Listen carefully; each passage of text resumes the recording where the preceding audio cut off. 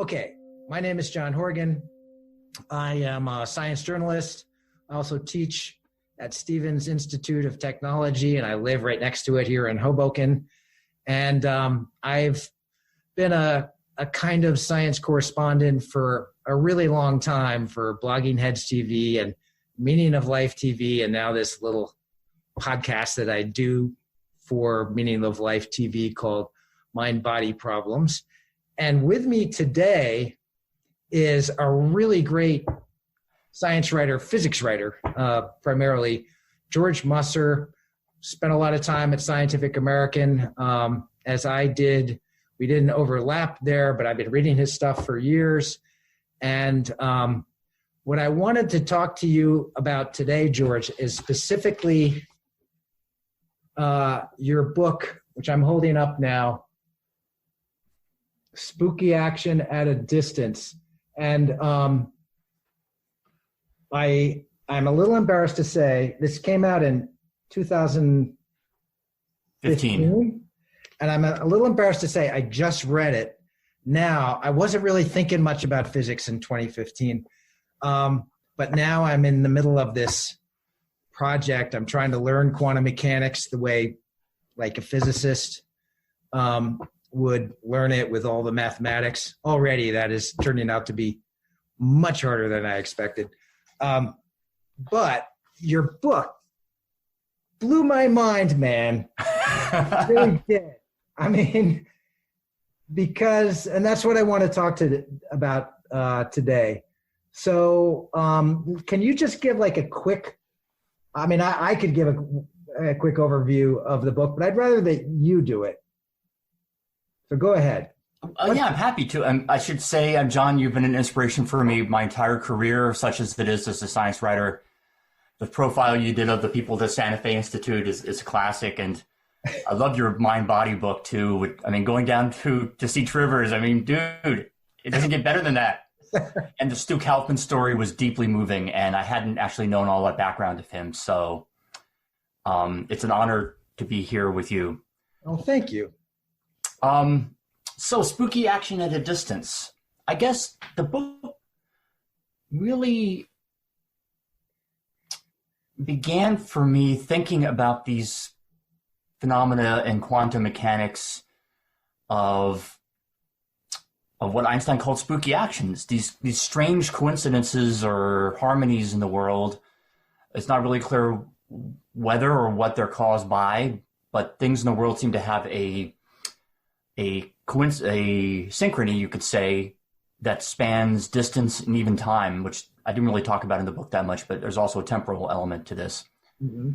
And then actually what was really the impetus to do the book, because other people have certainly written on that topic, but the impetus for me was connecting that to ideas coming from string theory, but not only string theory, of how space and also perhaps time might be emergent from some deeper physics, and how, if it were, and again speculative, but if it were, that would provide a natural explanation for the phenomena of quantum entanglement, which is kind of where this title comes from, and what you're studying now in your deep dive into the mathematics of quantum theory. So the way I always just it's an analogy, it's a metaphor, but it's mathematically true and equivalent to what's going on in the theory, is to think of this in terms of flipping coins. And you may have encountered this in your subject. Mm-hmm. You flip a single coin, and assuming it's a fair coin and you flip it fairly, it's a random outcome, 50-50, heads or tails.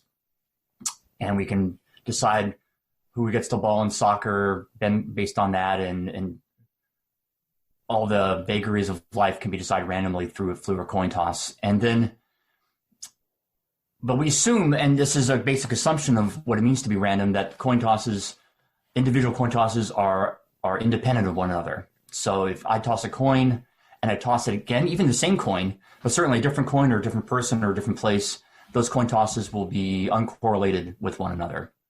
So they'll come out this, for instance, heads and heads, that outcome will occur 1/4 of the time, because each coin has half a chance of getting a head, so it's 1/4 of the chance of getting two headses.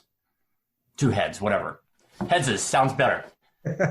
For quantum purposes, headses is probably exactly.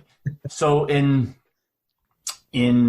what happens in quantum theory is you can in fact have coins. They're actually particles that are treated as coins, and you can flip them, and they might violate that kind of intuition of independence. They'll actually be, in some cases, perfectly correlated with one another, such that if you toss one, it comes up heads, the other one will also come up heads always.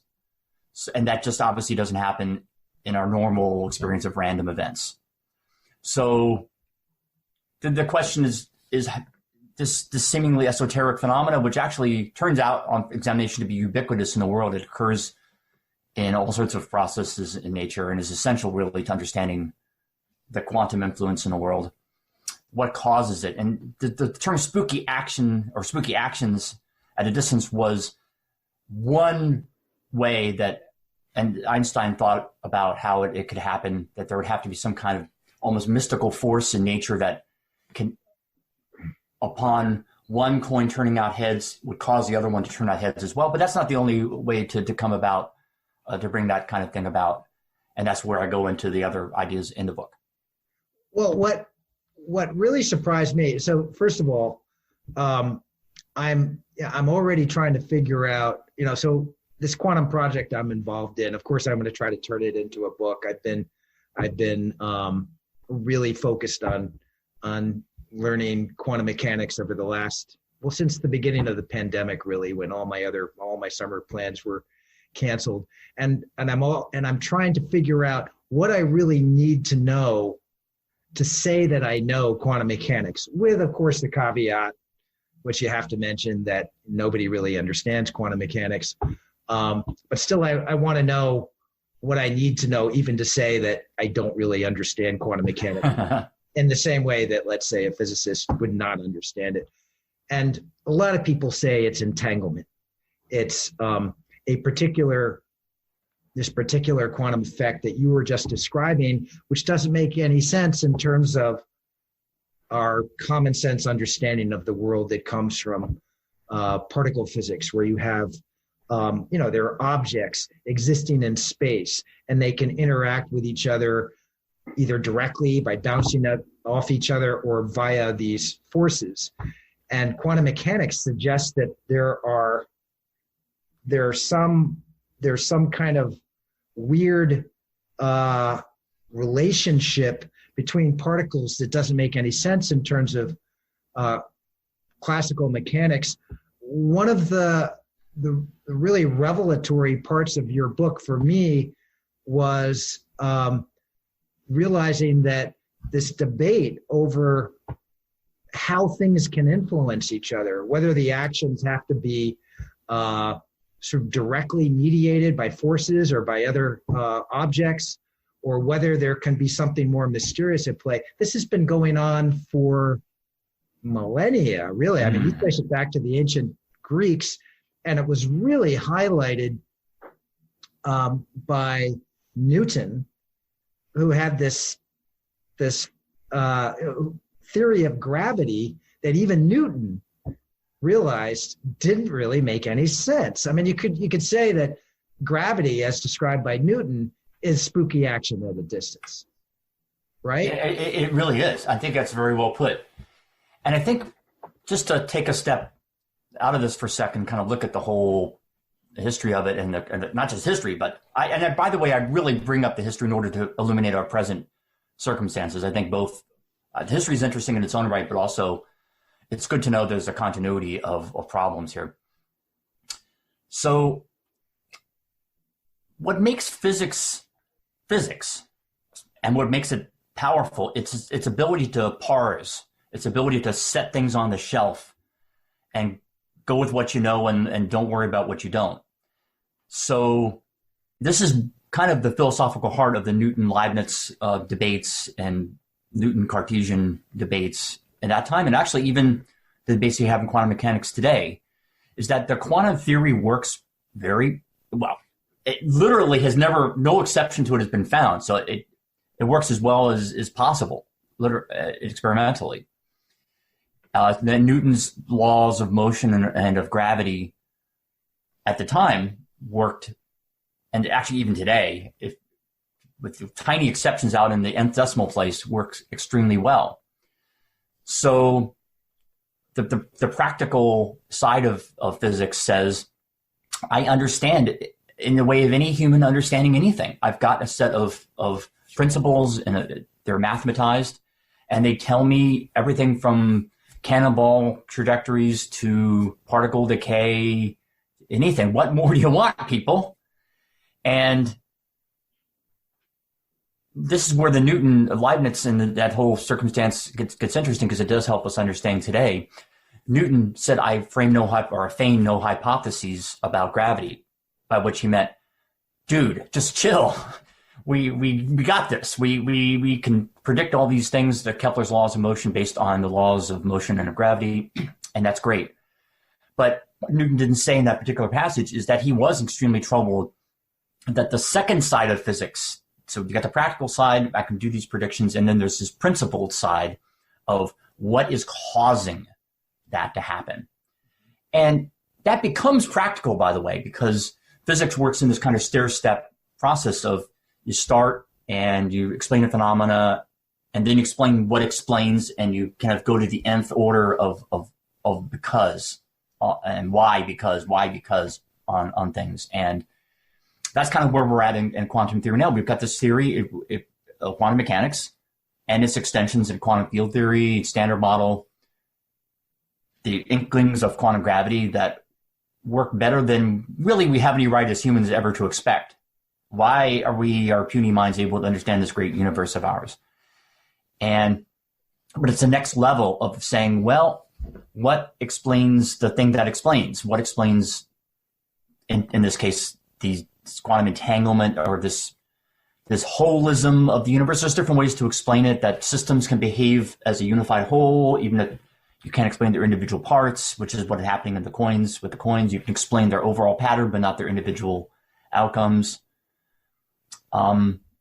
Anyway, so yeah, if physics cycles, human beings cycle of thinking, well, who really cares about the lack of explanation? I've got this great theory I can apply, but then we want the theory, and we kind of go back and forth in this internal dialectic. So another thing that I hadn't realized, I've written about quantum non-locality going back at the least to the early 90s. I wrote an article about it called, I think, Quantum Philosophy, but it was really about all these experiments that were variations on the two-slit experiment. And you explain some of these, you bring it up to date, the experimental work in your book. But what I hadn't realized is that there are other versions of non-locality emerging from other parts of physics. So maybe you could mention a couple of those, or just explain them. I'll mention them myself. Two that really struck me that I wasn't aware of involve black holes, and then I guess you'd call it the structure of the universe, right? Like what explains the uniformity of the universe as we see it. And that is sort of a problem of non-locality as well. So maybe you could just start with the black hole non-local problem, keeping in mind that probably a majority of the people who are listening out there do not have even less of an understanding of physics than I do, which means they have virtually none. Yeah. So I think I'm glad you picked up on that in the book, because it was an important kind of epiphany for me to realize that. And it's part of, really, again, the continuity of nature. I mean, of course, if there's, you kind of, at the end of it, say, of course, if there's going to be non-locality in quantum theory, in other words, this kind of breakdown of the concepts of distance that come out in these quantum experiments, you would, of course, expect that to occur elsewhere. But it's nonetheless interesting, because physics, again, has struggled with this for really since there was physics, or there was natural philosophy, going back all the way to Thales and Democritus. And fast forwarding to Newton. Newton introduced this concept of gravity, in which, for instance, the moon exerts a pull on the Earth's oceans. And if you actually just do the equations for it, you put the distance in, you put the masses in, you get the force on the oceans, and you can work out the differential force, which gives rise to the tides. And it all happens instantaneously, and there's no sense of a transmission of force having to occur. It just, boom, the moon's there, it attracts. And Newton knew that was kind of a weird thing to happen, but it wasn't, of course, until Einstein that what we would now call a local explanation for gravity was developed, that the moon does not instantaneously or non-locally act upon the Earth's oceans to cause the tides. It slightly kind of hard to put into the English language, but the influences have to propagate across the distance. And it turns out, in Einstein's understanding, they propagate in the space-time continuum itself as gravitational waves, which are recently just confirmed, or directly discovered, I should say. Mm-hmm. So, and I say this because you had Newton's law of gravity non-local, you have Einstein's theory of gravity local, right? But then it turns out, ironically, that Einstein's theory of gravity it was a prairie dog situation where it poked, or the balloon, it pushed down the non-locality in one area, but only have to pop up in a different area. So it comes out in a lot of different ways.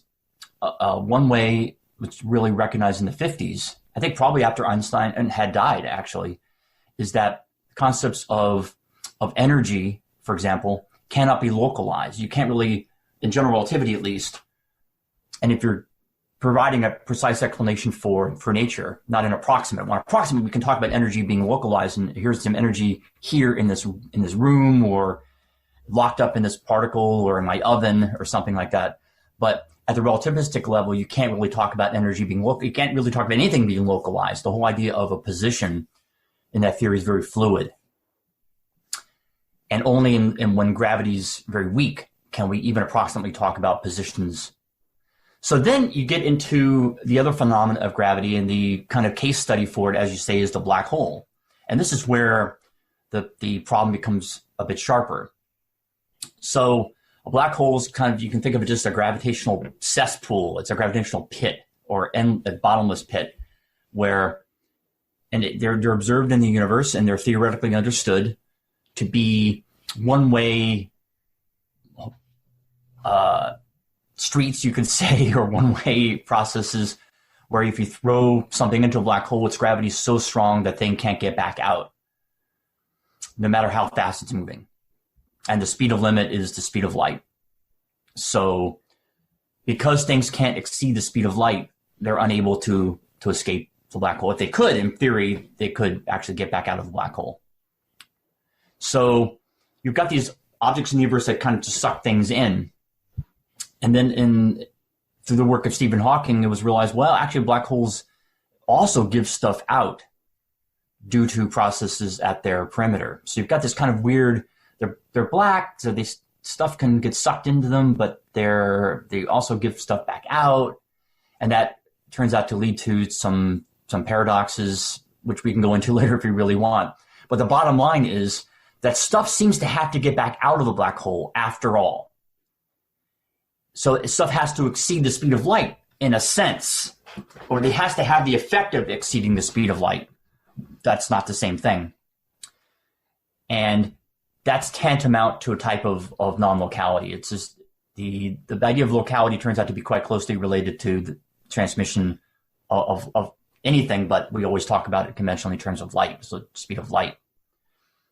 So black hole seems to set up a contradiction between the local theory of physics that Einstein thought he was creating and the need for some kind of non-local influence for things to escape the black hole again. And that's probably a very fast summary that's going to be hard for parts, but the bottom line is black holes seem to entail non-locality of some kind. Right. And so now maybe you can, and by the way, I just want to say just to make this clear,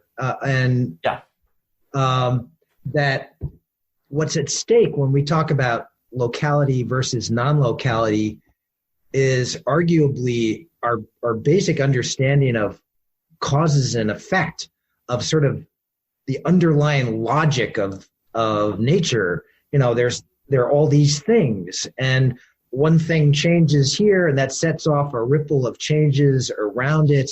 And through science, we can understand those changes. And that, understanding those changes, you could say, constitutes scientific knowledge. And all this assumes that there are things out there, and you can locate them in space and then track their changes.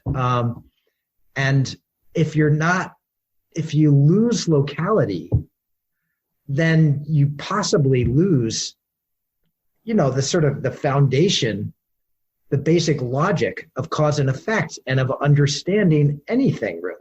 So the stakes here are really high. Yeah, they really are. And, a lot of these, and even the way we've been discussing so far, kind of makes it sound like, it's just another weird mystery that the physicists have thrown at us. And, wake up every morning, a new mystery is thrown at you. But this is different than the others, because as you say, it goes to the heart of what we think of as physical science and of explanation in general. We assume that the world is a series of discrete events or things or objects or people or whatever, agents, and they bring about causes, and so there's a chain of cause and effect in the world. They bring about effects, rather. There's a chain of cause and effect in the world. And importantly, there's a kind of you can map that chain out. So you can say, well, A causes B, causes C, causes D. It never just goes A to D. It actually has to go through these intermediary steps. And furthermore, those intermediate steps are continuous in space and in time. So you say that, well, the way the cell phone transmission, or even the call we're having now, goes between us is I talk into the webcam, it goes into the computer, it goes out the wire into the Ethernet, it goes up into my ISP, it goes out into a satellite or a fiber optic, it gets to you, it's transmitted back into light, etc. You can put together a whole chain, and that's what physics is great about, is you can map this chain of events. And what non-locality seems to do is short circuit it. It seems to say, well, it doesn't have to go through that chain, just goes boom, it's there already. And that's literally the definition of magic. If you were to just ask, what is magic? It is the lack of intermediation of this sort. It's a lack of causal processes. It's that I wave my wand and I cause an attack on Hogwarts to occur, or I apparate from place to place. When the wizards in Harry Potter apparate, they're not going through something, or they're just stopping to be here and starting to be there. There's no process for whereby they are from here to there. That's why I like the Flu network better, because it's kind of, you can understand how they can go into the fireplace and come out the other fireplace. But the apparition is a whole different type of transportation process, and we recognize that to be impossible, to be magical. And thus, non-locality seems to have that magic quality to it. And if anytime you see magic in science, you go, well, it can't really be that way, right? There's got to be an explanation. This is our faith, as it were, or maybe better, our founding assumption as scientists is that we can eliminate those kinds of supernatural intimations and provide a mechanistic explanation. And that's kind of where quantum mechanics is stuck, and black holes too, by the way, are stuck right now. Well, first of all, I just have to say that the section in your book in which you talked about how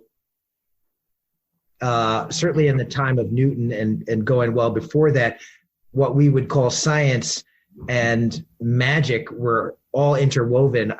This friend of mine, James McClellan, this really distinguished philosopher or historian of science, just retired from Stevens, he would love that, because he always makes that point that Newton practiced alchemy. He was a profoundly religious person. He had all these ideas that today we would call occult, but science is always trying to sort of navigate between what we would call scientific ideas now, or rational ideas, and ideas that from a particular perspective might look totally crazy and magical and superstitious.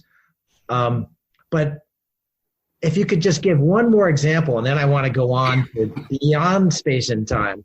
Oh, wow. Where your book ends up. But could you explain how non-locality arises if you're talking about cosmological theories of the origin of the universe and the present structure of the universe? Right. So in this case, it's a less controlled experimentally situation. We just were presented with the universe.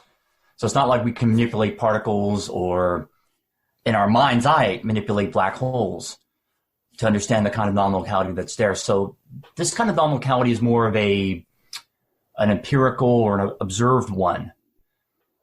So it's distinct from having a mechanistic non-locality. So it's very simple. The sky looks essentially the same, statistically the same, I should say, in one direction as in the other.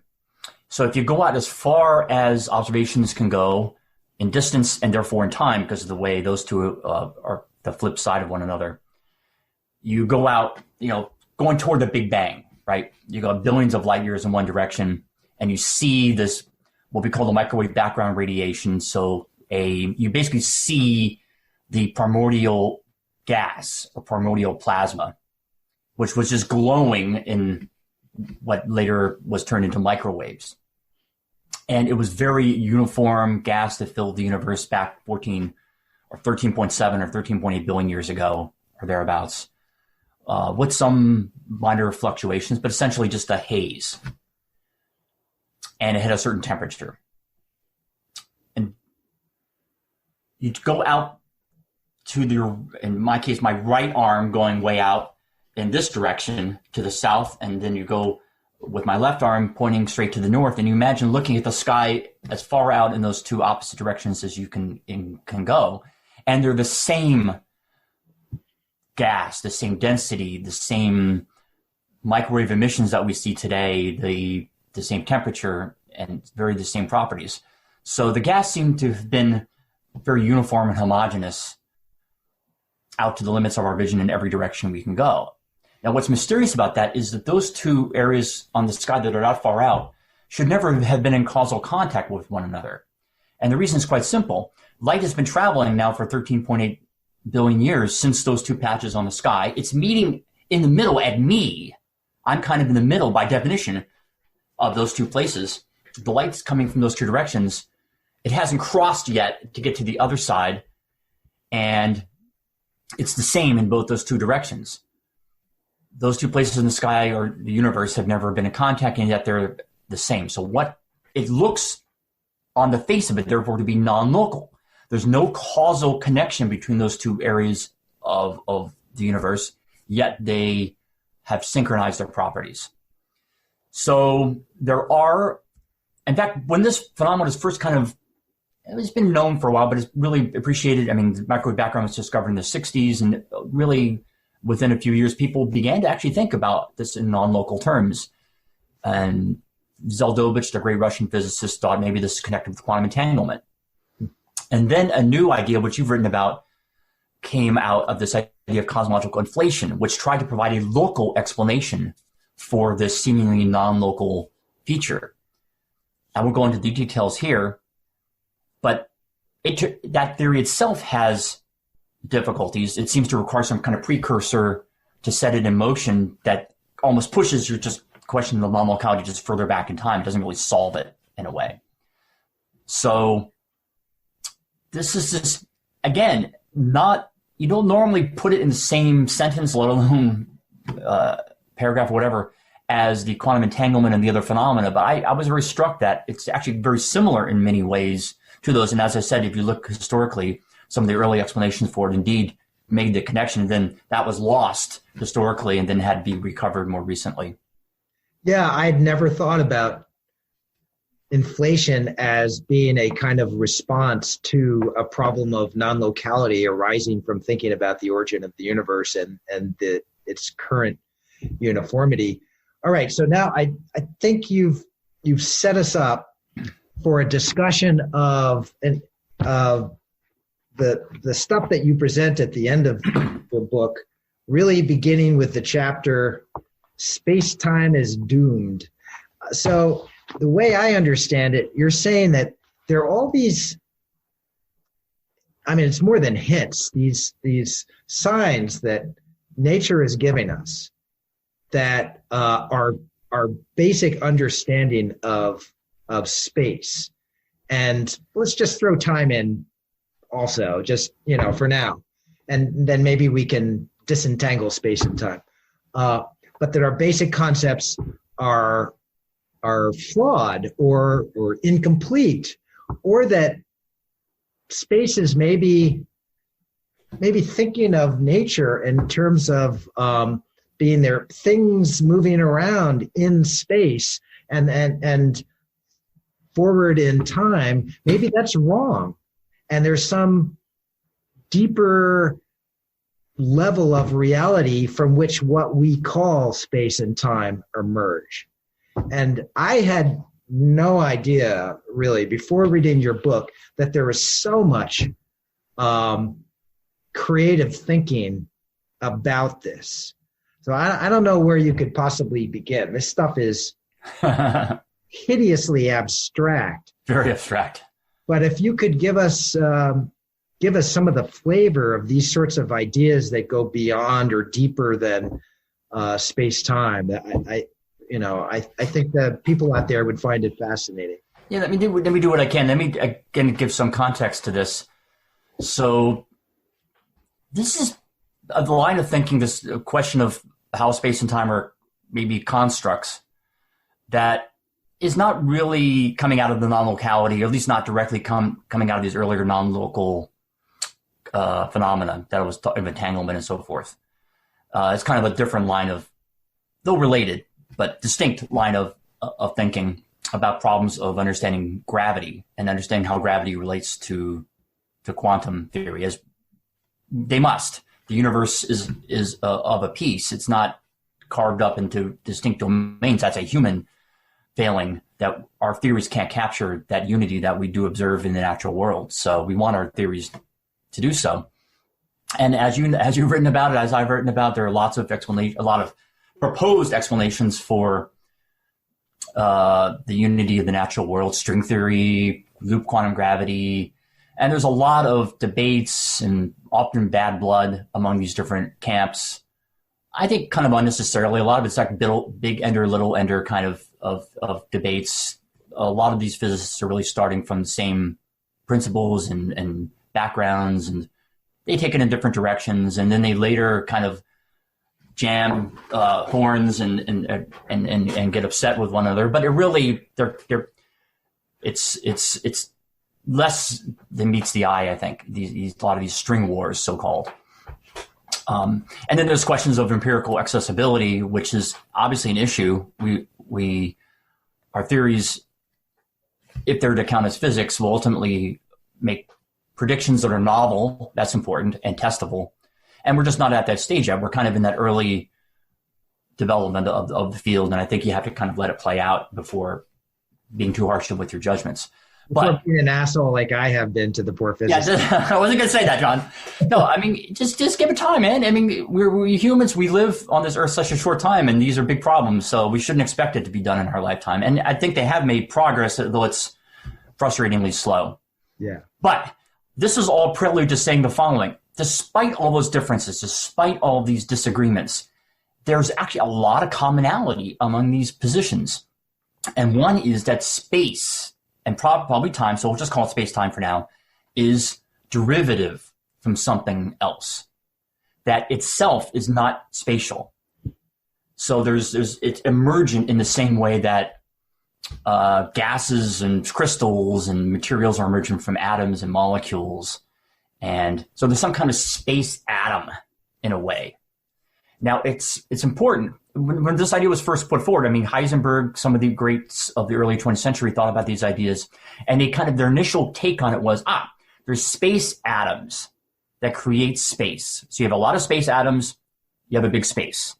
It seems simple. You think of like a chessboard. You have 8 by 8. Each little square is an atom of space in a way. It's the minimum unit of the game. So that's kind of the thinking of it. And what's important here is that each atom of space in this kind of scenario is itself space. It's a little pocket of space on a square on a chessboard or a Go position on Go or whatever. And the thinking today is a bit more sophisticated. That early idea kind of didn't work out because you lose the symmetries of space if you do it that naive carving up way. Space is highly symmetrical in a way chessboard actually isn't, because chessboard creates the ranks and the files and that sets up directions. Space doesn't have that kind of directionality to it. So now the thinking is that space is this collective property, that the actual individual atoms of space are not spatial. They kind of live outside space, whatever that might mean. But through their collective behavior, the way they integrate with one another, space emerges from that. And the way it emerges, that's where the different theories like string theory, et cetera, depart from one another. But their basic foundation is the same. They're all postulating some kind of atom of space, as it were, even an atom of time in some cases, that's trickier. And then there's some kind of process of emergence that is undertaken, and then the different theories kind of fan out from there. So there's your capsule explanation. So my kind of attempted, and I don't think I was very clear about it in the book. If I were to redo that chapter today, the Space-Time is Doomed chapter, I would probably phrase it a little differently. I was attempting to say that there's a commonality among these different areas, and I was drawing them together. And maybe it looked like I was presenting my own theory when I was actually trying to synthesize these other theories. So for me, the commonality is really a network model of space. And this is seen in all these different approaches. Each of them has what you can think of as a network model in it. And the nodes of the network, the little junction points of your Tinker Toys, those are the atoms of space. And then the links among them are the relationships among those atoms of space, how they interact with one another or how they connect with one another. And the whole space-time continuum is an approximation to that kind of network. Yeah, what I found, I actually thought that you did what you said you wished you had done. I felt like maybe I was projecting, but I felt like there was a commonality between all the different theories, that you created a sense of all these people sort of fumbling in the dark, and they might think that they're going in different directions, but they're actually all sort of converging on the same thing, possibly. What I liked about the network idea is that the way you described it, it gets away from thinking of dimensions as being spatial, and that you realize that, I mean, you're talking about a more generic, abstract concept of dimension that can unite different things according to all sorts of different properties or factors, which is what I don't know, like Facebook does. I thought you had a nice analogy there to how our social networks unite us according to our shared interests, and distance in space has nothing to do with it. And that maybe something like this, kind of non-spatial relationships, might be crucial to this deeper reality that you're talking about. One thing that I sort of felt like maybe I've learned just enough math for it to be dangerous, and for me to think that I understand something when I clearly don't. I felt like there are a number of places in your book where you're talking about mathematical concepts while avoiding using the terminology for good reasons. So, for example, two of the things that I've been trying to grasp are the concept of vectors, and especially vectors within Hilbert space.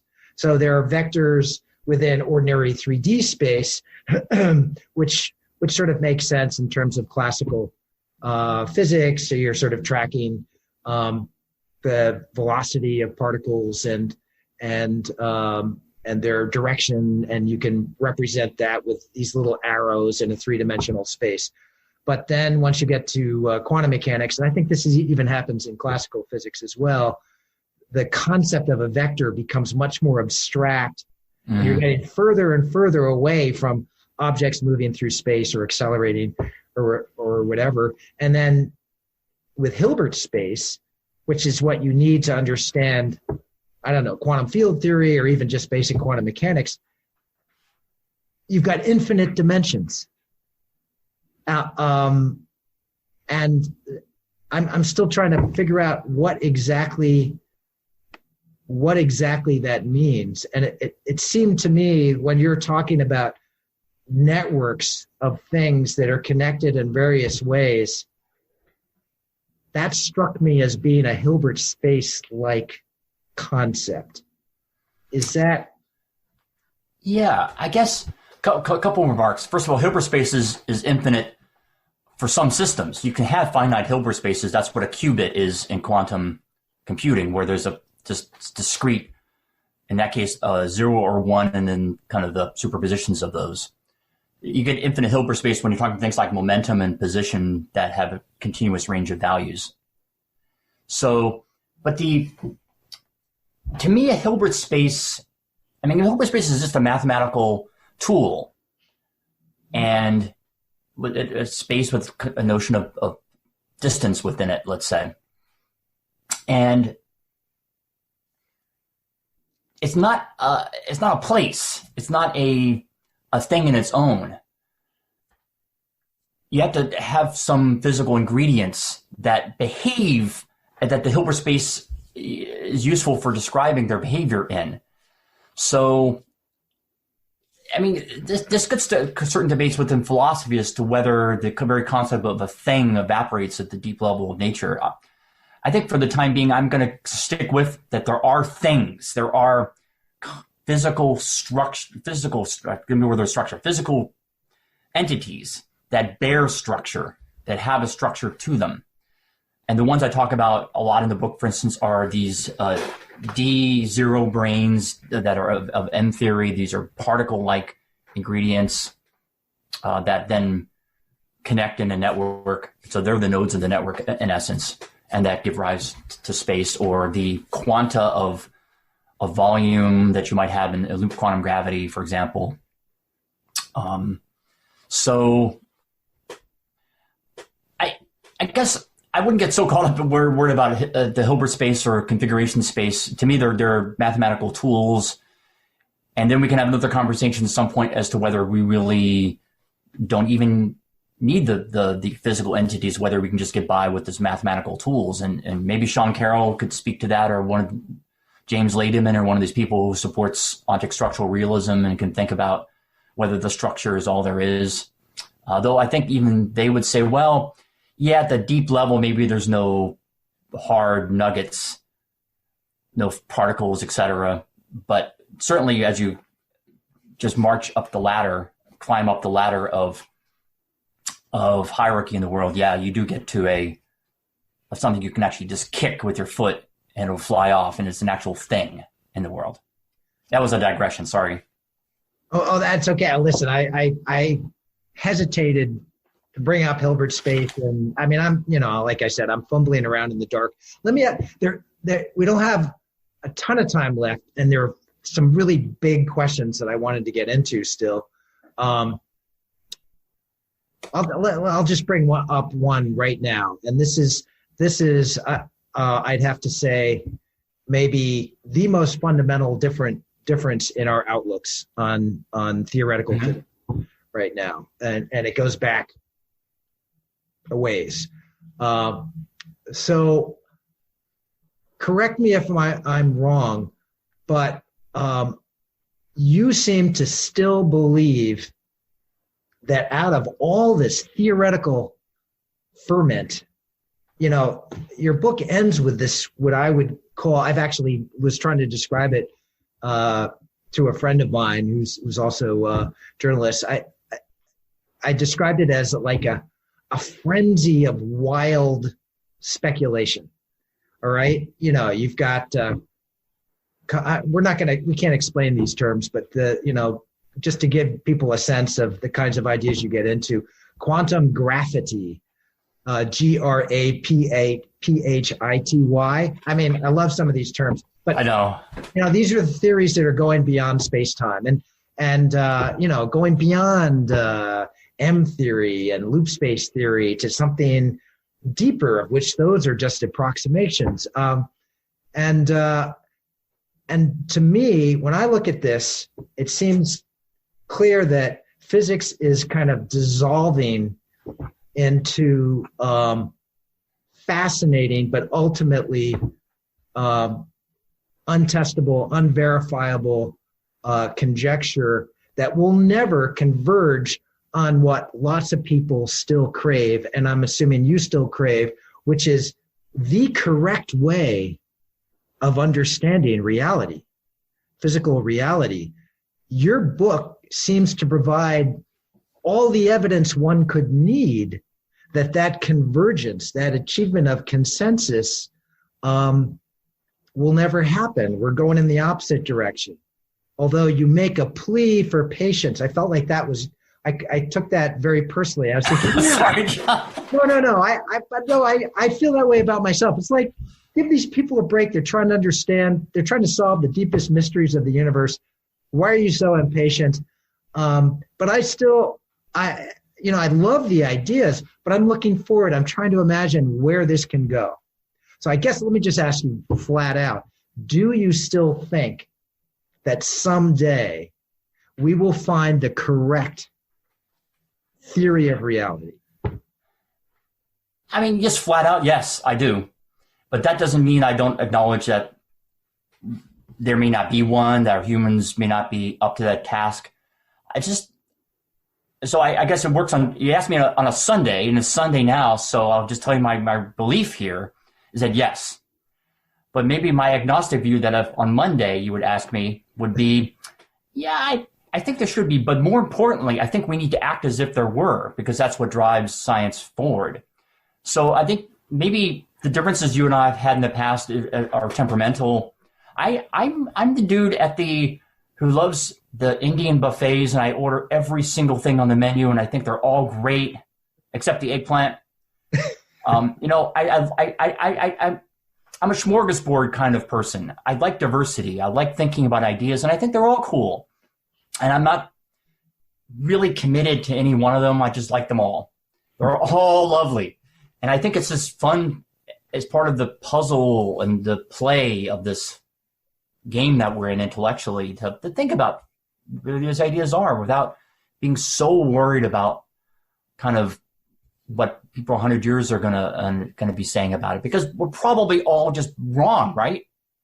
And I hope we are. I hope we humans are just so freaking far off, because that means there will be progress in the next 100 years. I would be sad if we knew it all now. And this, I mean, it's not really you, John, that I had this debate, but there's more like people like Peter White or other people. And actually, Peter softened a lot on this, by the way. Now he's got his own theory of everything. He's a bit more open to thinking about that. But let's have fun with it for now. Let's just not be so worried. And yeah, of course we want it to be testable. Of course we want there, in the end, to be an answer. But let's be 5-year-olds, not 50-year-olds. You know what I'm saying? Yeah, I think I've softened myself to an extent, but I've tried to think of other models for this kind of inquiry into, these really deep questions, like what is space anyway? What the hell? What is time anyway? What is matter? What is matter? I guess the way I'm looking at it, and your book reinforced it, is it's this really peculiar kind of poetry or an art form that involves languages that you don't normally associate with poetry or art. Mathematical concepts from physics, And we don't think of, there's no end to art. But art is also a reaction to the mystery, to the weirdness of reality.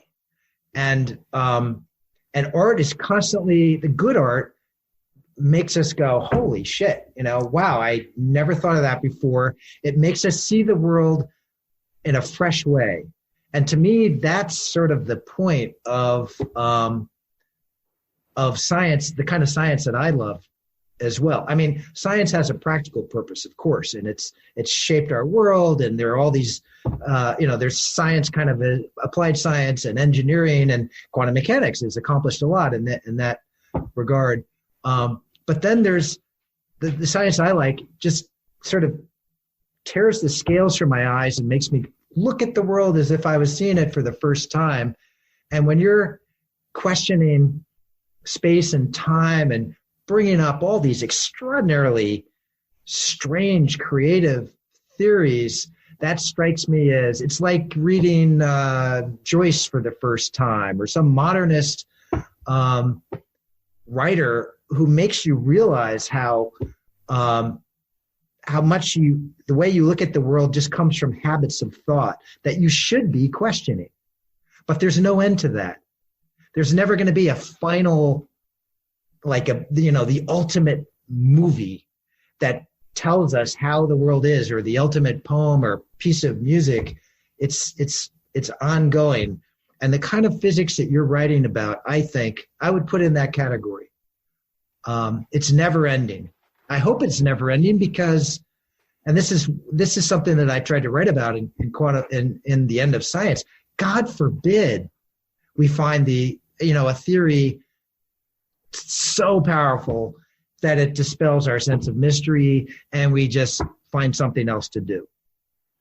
Yeah. So, I mean, I guess I identify with that sentiment, and I love this kind of puzzle piecing and mystery seeking that we do. And it's glorious that we're in this stage.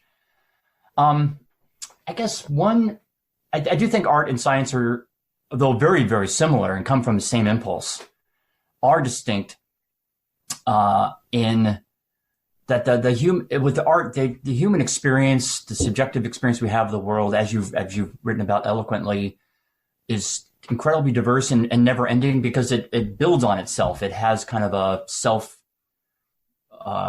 perpetuating aspect to it that I think physical world probably doesn't. I think that there probably is an ultimate theory in the sense of a foundational theory that is the on which the others stand, on which all our questions about why and because will terminate. But I even when we have that, I don't think it takes away any of those, at least not yet, any of those any of that sense of wonder that we rightly have. And I think, look where we are today. We kind of already have all the theories we need to explain everything around us. We don't even really need quantum. Well, kind of do, but just minimal quantum mechanics to explain reality around that we observe. And yet there's so much that we don't understand. I mean, I've written about, maybe you have as well, about rainbows. The freaking rainbow that's people have seen for as long as there have been people, still incompletely understood. There's so much interstitial frontier knowledge, interstitial frontier questions in science that we still don't get. We presumably know all the physical, biochemical, biophysical mechanisms of the brain, and look how far we are from understanding that. So I think even when, as I think we reach a fundamental foundational level of physics, by no means is the scientific process over. Anyway, that's how I feel. And one more thing I wanted to just riff off, which is slightly distinct, was the one quality of art is perspective. Whenever I go to an art museum, and I hope I can do that again soon, I try to cock my head. And actually, one thing I learned in a science talk is you close an eye and look at a painting with just one eye, then the other. That turns off the binocular vision and therefore lets the depth of the painting come out. So there's different ways of looking at art. And I think a lot of these debates in quantum mechanics, especially the different interpretations of quantum mechanics, are different ways of looking at the same theory. They're all valuable in a way. So it's valuable and sometimes to think of in terms of multiverse, a Hilbert space first view. Sometimes the Bohmian particle view is helpful. Sometimes a histories approach. They don't quite dovetail together, but they do feel the elephant from different sides. And I think that's a beautiful thing. I think there's an example of how even a well-established theory of physics can have this multi-perspectival view that you value so much in art. All right, so that's sort of a natural segue into what might be my last big question, or reaction to your book, which was that you don't get into the whole debate over the role of consciousness in a physical world, which, as you know, is, for some people who are into foundations of physics and quantum mechanics, is central. I mean, the measurement problem is really a problem about the relationship of at least as I interpret it, and as a lot of other people interpret it, it's the relationship of mind to matter. What is that? Some people, I'm not sure if Roger Penrose still hopes that his theory of everything does this, but the theory that he proposed back in the late 1980s in his first big book, The Emperor's New Mind, purported to be a quantum gravity theory that also explained where consciousness comes from. So I just wonder, first of all, if you made a conscious choice to not get into that debate, maybe you could explain, why you made that choice. But also, I'm just curious about whether you think that that some of the theories that you talk about, or maybe possibly other theories, will also, in addition to explaining physical reality, solve the mind-body problem. Good. Well, it's funny you say this, because I'm now wrapping up my book manuscript that deals with these very questions, and it does deal with the intersection of physics and consciousness. I don't think the specific theories I talk about in Spooky Action really, I think those are decoupled from the questions of consciousness, mostly. Because even if the mind has a role in, for instance, quantum measurement, and I think it does at some level, by the way, we can come back to that, that's distinct from this issue of non-locality and of the holism of the world that the quantum mechanics and the quantum theory seems to reveal to us. So the last trip that I made, in fact, I was in this place when the whole Kirkland, Washington nursing home tragedy unfolded. So just at the very beginning of the pandemic, before, and we went into lockdown almost as soon as I got back from that trip, was to visit Stu Hameroff in Tucson. And he and I had a wonderful, almost something you would do, hang out with him at his house and have long, deep conversations. And actually, your book was somewhat of an inspiration for me to do that. So he and I actually had a really good conversation. I actually went to the hospital. Not helped him, but I observed him do some surgeries there. So it was really interesting. And actually, I completely, I was very dubious about his and Roger's ideas about consciousness. And I'm much more sympathetic to them now, because I think they've been misrepresented, not least by them. So I'm going to have my own kind of distinctive take. I'm going to have a whole chapter in the book on their ideas that I think they would agree with, but it's going to put them in a new light and more sympathetic light than has been put in the past. So the bottom line is, I think the mind has a deep and essential relationship with matter, and the two have to be understood ultimately together. You can carve out pieces of that puzzle that don't depend on that, and that's what physics has done since Descartes, Galileo, as Philip Goff's book talks about. But now we're at the stage where we can't bracket that anymore. And these puzzles of quantum mechanics, of consciousness itself, of cosmology and so forth really require us to get back to that. So in a year or whatever, probably a bit more when that book finally comes out, you'll see my thinking on that. There's no big revelation, and I think I'm not saying anything hasn't been said out there, with the exception perhaps of this interpretation of the Penrose-Hameroff view that hasn't been said before. I don't think that no definitive answers have been achieved. But yes, our minds, our consciousness are a part of physics.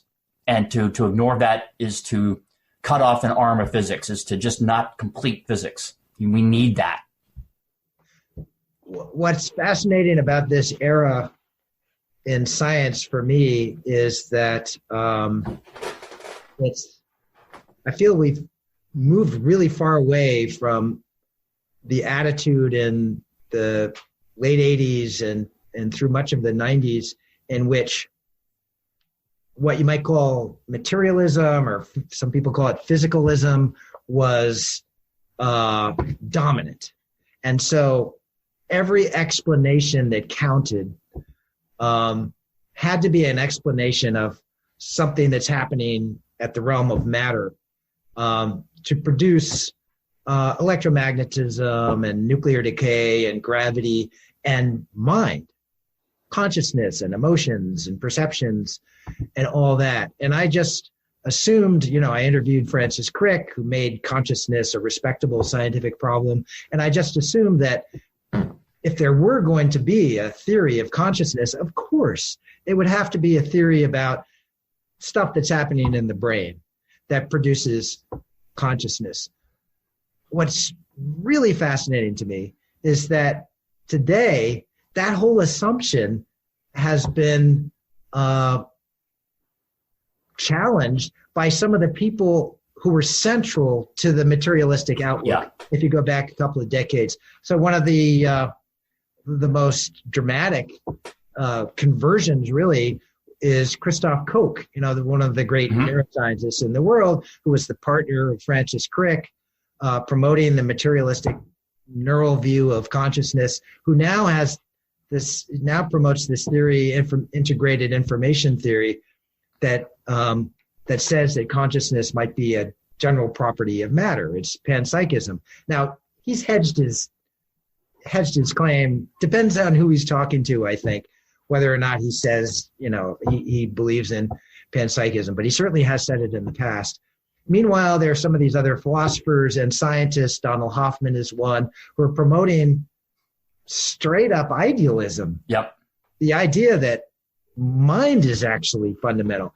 This is, I've become sort of friendly with Deepak Chopra over the last couple of years. And this is stuff, there are respectable philosophers who are promoting what would be disparaged as Deepak Chopra-esque straight up woo, right? It's funny you say that about Deepak. I mean, he and I actually, I wouldn't say we're friends exactly. We're not drinking buddies, but I've talked with him actually, and my opinion on him has shifted as well. I actually really admire him. I think he's much more careful with the physics than a lot of people give him credit for. He takes it in directions I wouldn't. This radical kind of idealism. But the actual passages he has, if you read them carefully about quantum physics itself, are true to life.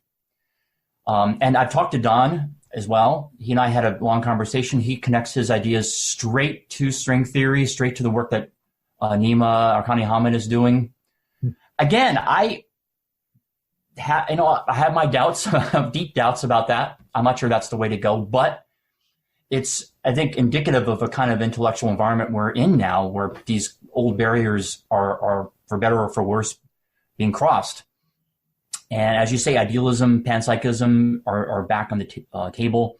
I think in my book, I try to, I say that, and I try to move on already, because I want to be more specific. So for instance, panpsychism has a lot of the very same problems of emergence that you see in physicalism. So physicalism, the problem and the reason you would go to panpsychism is you don't think that no matter how you put together the neurons or the atoms, you can possibly give something that has subjective experience. Ergo, you have to postulate subjective experience in the ingredients, physicalism, or panpsychism. But panpsychism also has a problem. How do you take these micro conscious experiences and create a macro conscious experience?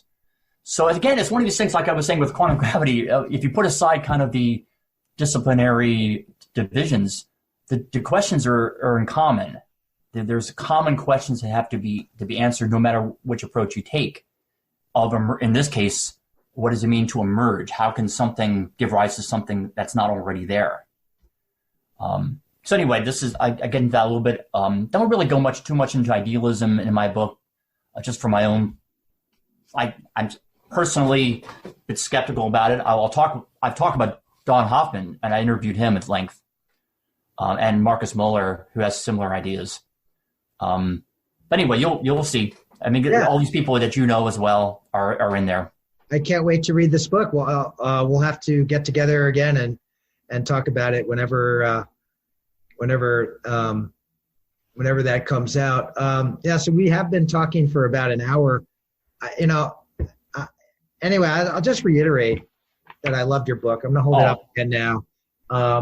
It's really considering the complexity of the ideas that you cover. I'm really, as one science journalist to another, I've written about some of this stuff and just been overwhelmed by the difficulties of trying to convey my hazy understanding in terms that, I don't know, a reader of Scientific American, for example, could understand. And I think you've done a remarkable job. I guess just to say that, to come out to some final agreement at the end here, I think we're both really fortunate to be living in this period. For me, what's going on right now in science, what I was calling a frenzy of wild speculation, is it's so much more exciting than what was happening 25, 30 years ago. I mean, the excitement back then was the possibility of the theory of everything. I don't believe in that anymore. I guess that's the difference between us. But I love all the stuff that's going on now. I think you're right that scientists still have to believe that there is an answer out there to motivate themselves psychologically to work so hard on this stuff. But that's fine. Go ahead, let them. They're not going to be listening to me anyway when I'm telling them that it's not attainable. But it's so exciting to see all this creativity, and everything is on the table now. There's sort of nothing, no concepts are sacrosanct. Materialism, space-time, and all that. I think even the mind-matter debate, that at some point we might move past those categories and see them as archaic, and have some totally new understanding of mind and matter. That won't be the final answer either, but that will be exciting and help us understand ourselves in new ways. That's what I'm hoping anyway. I completely share that hope. And I think you can even in there see the ingredients of how it would push back the finality, maybe forever, and a receding horizon, because of the power of the mind to create its own conditions, to shape our own conditions. They're not fixed. They're not given to us by the contingencies of evolution or our environments. We have an inner life that is our own. And that will always throw up new things to explain. Every time even if we achieve an explanation, that itself will provoke an experience that will then have to be further explained. So it's a bit like engineering in the specific sense of it's self-perpetuating. It always will be new with that. It will always create new things. And maybe I think one day we can even manipulate laws of physics, at least in a controlled way. Like we already see inklings of that with things like quantum dots, artificial atoms, but certainly in the future we'll effectively create new laws of physics that we'll then have to explore. So I think even if there's an end of science or in the sense of a fundamental theory, it will not be the end of science. It will not even be the end of foundational science. Yeah. End of science, no way. I don't know how anybody could be so foolish as to believe. No, who would ever write a book on that? All right. Hey, George, thanks a lot. Really appreciate it. And I can't wait to read your next book. And this time I'm gonna read it as soon as it comes out. Don't feel you have to. I mean, I'm grateful that you got the spooky action and that you enjoyed it and it provoked ideas in you, because that's really what it's all about for me. God knows we don't make a lot of money in our profession, so just the idea of these ideas propagating out is what counts. This is it, man. What we're doing. This is what makes it worth it. Exactly.